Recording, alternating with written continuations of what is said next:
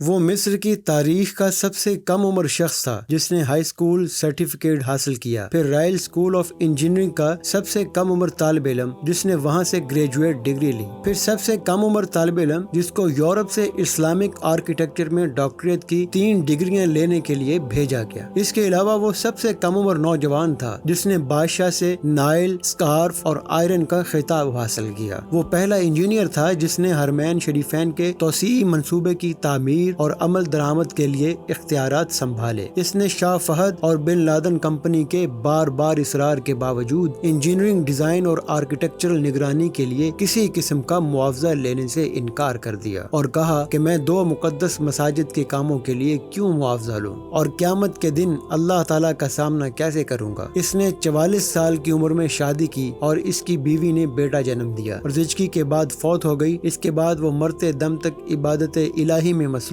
رہا۔ اس کی عمر 100 سال سے زیادہ تھی اور دنیا اور میڈیا کی چکا چوند سے ہٹ کر گمنام رہ کر حرمین شریفین کی خدمت کی۔ اس آدمی کی حرمین شریفین میں نصب کیے گئے سفید پتھر کے حصول کی بھی بڑی دلچسپ کہانی ہے۔ یہ وہ پتھر ہے جو حرم مکی میں مطاف، چھت اور باہر صحن میں لگا ہوا ہے۔ اس کی خصوصیت یہ ہے کہ گرمی کو جذب کر کے فرش کی سطح کو ٹھنڈا رکھتا ہے۔ یہ پتھر یونان کے ایک چھوٹے سے پہاڑ پر دستیاب تھا۔ وہ سفر کر کے گریس یعنی یونان گئے اور حرم کے لیے کافی مقدار میں تقریباً آدھا پہاڑ خریدنے کا معاہدہ کیا۔ معاہدے پر دستخط کر کے وہ واپس مکہ لوٹے اور سفید پتھر سٹاک میں آ گیا اور مکہ حرم میں پتھر کی تنصیب مکمل کروائی۔ 15 سال بعد سعودی حکومت نے ایسا ہی پتھر مسجد نبوی میں بھی نصب کرنے کو کہا۔ انجینئر محمد کمال کو جب بادشاہ نے مسجد نبوی میں ویسا ہی ماربل لگانے کو کہا تو وہ بہت پریشان ہوا، کیونکہ کرۂ ارض پر واحد جگہ یونان ہی تھی جہاں پر یہ پتھر دستیاب تھا، جو کہ آدھا پہاڑ تو وہ پہلے ہی خرید چکے تھے۔ انجینئر محمد کمال بتاتے ہیں کہ وہ یونان میں اس کمپنی کے چیف ایگزیکٹو کے پاس گئے اور اسے ملے اور ماربل کی بقایا مقدار جو بچ گئی تھی اس کے بارے میں پوچھا تو چیف ایگزیکٹو نے بتایا کہ وہ ماربل تو ہم نے آپ کے جانے کے بعد بیچ دیا تھا،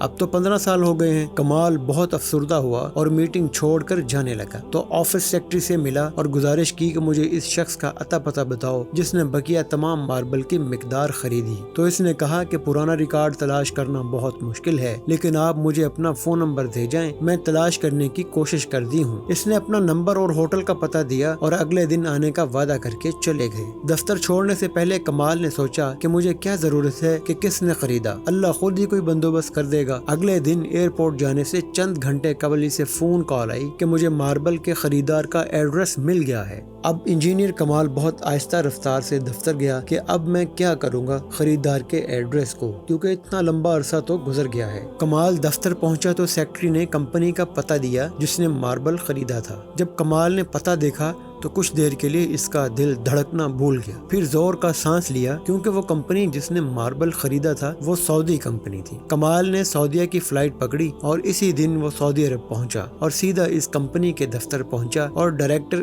ایڈمن کو ملا اور پوچھا کہ آپ نے اس ماربل کا کیا کیا جو یونان سے خریدا تھا؟ تو اس نے کہا مجھے یاد نہیں۔ پھر اس نے اسٹاک ہوم سے رابطہ کیا اور ان سے پوچھا کہ وہ سفید ماربل جو یونان سے منگوایا تھا کدھر ہے؟ انہوں نے کہا کہ وہ ساری مقدار موجود ہے اور اس کو کبھی استعمال ہی نہیں کیا گیا۔ تو کمال ایک بچے کی طرح رونے لگا اور کمپنی کے مالک کو پوری کہانی سنائی۔ اس نے کمپنی کے مالک کو بلینک چیک دیا اور کہا اس میں جتنی رقم بھرنی ہے بھر لو اور ماربل کی تمام مقدار میرے حوالے کر دو۔ جب کمپنی کے مالک کو پتا چلا کہ یہ تمام ماربل مسجد نبوی میں استعمال ہونا ہے تو اس نے کہا میں 1 ریال بھی نہیں لوں گا۔ اللہ نے یہ ماربل مجھ سے خرید کروایا اور پھر میں بھول گیا کہ اس کا مطلب یہی تھا کہ یہ ماربل مسجد نبوی شریف میں استعمال ہونا ہے۔